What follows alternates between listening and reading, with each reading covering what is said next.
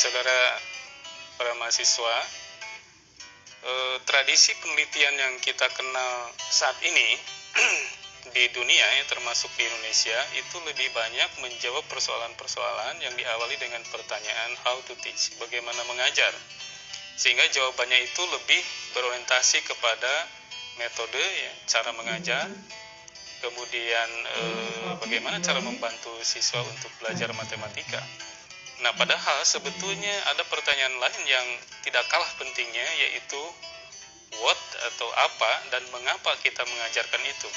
Nah, kalau ada pertanyaan ini tentu bisa mudah, bisa juga sulit jawabannya, karena yang kita ajarkan sebetulnya seringkali kita belum siap untuk atau belum mengerti sepenuhnya tentang apa yang kita ajarkan dan mengapa kita mengajarkan hal seperti itu. Nah, dalam pandangan saya, mengapa jawaban atas pertanyaan what dan why ini jauh lebih penting, karena kalau seorang guru itu mengajarnya baik, tetapi yang diajarkannya kurang baik kualitasnya, maka tentu hasilnya tidak akan baik. Nah, sebaliknya, kalau yang diajarkannya itu baik, kualitasnya baik, kemudian dari sisi kebenarannya juga sangat baik, nah, kalau seorang gurunya mengajarnya baik, tentu hasilnya akan baik. Kalaupun mengajarnya kurang baik, masih ada harapan karena bahan ajarnya punya kualitas. Nah, dalam hal ini, saya akan mencoba memperkenalkan bagaimana riset yang lebih berorientasi kepada perbaikan pembelajaran yang diawali dengan kualitas pembelajarannya atau materi ajarnya. Nah, itulah yang saya perkenalkan di sini, yaitu yang saya sebut dengan Didactical Design Research. Jadi, penelitian yang berorientasi kepada desain bahan ajarnya. Nah, kemudian objek yang dirisetnya, yang ditelitinya itu apa? Ya, sebetulnya kalau kita masuk ke area riset ini, berarti yang kita teliti itu objeknya itu adalah berpikir.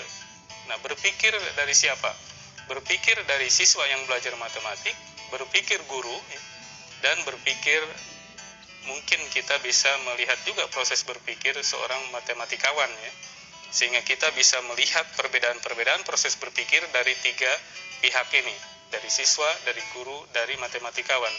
Dan tidak sering antara guru dan siswa proses berpikirnya itu sangat berbeda. Demikian juga antara guru dengan matematikawan, proses berpikirnya sangat berbeda. Nah, perbedaan-perbedaan itu bisa menjadi salah satu cara kita untuk melihat persoalan penelitian matematika, pendidikan matematika. Nah, kemudian alternatif masalah yang bisa kita teliti itu salah satunya adalah yang bersifat atau yang saya sebut sebagai learning obstacle atau hambatan belajar.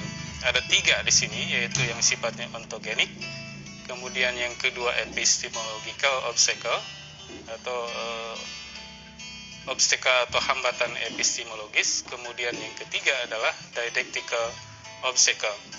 Nah, ontogenic obstacle itu berkaitan dengan kesiapan mental seorang anak di dalam belajar. Ya, sebagai contoh misalnya, kalau sebuah sekolah di situ anak-anak memiliki tingkat kemampuan yang tinggi, ya, dalam pengertian secara rata-rata, misalnya anak-anak yang masuk ke sekolah tersebut punya kemampuan matematika yang cukup baik. Nah, kemudian guru memberikan atau mendesain bahan ajarnya itu hanya merupakan bahan ajar yang sangat mudah, yang sangat sederhana, tentu ini akan menjadi bukan kesulitannya. Dalam proses belajarnya, anak akan mencapai yang disebut dengan underachiever. Jadi anak hanya mencapai tingkatan kemampuan yang jauh di bawah standar kemampuan yang seharusnya dia capai.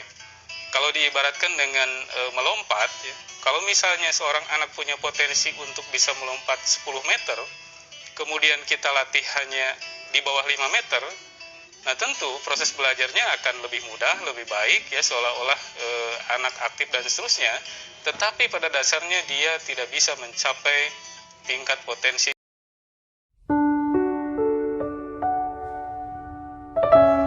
Paling besar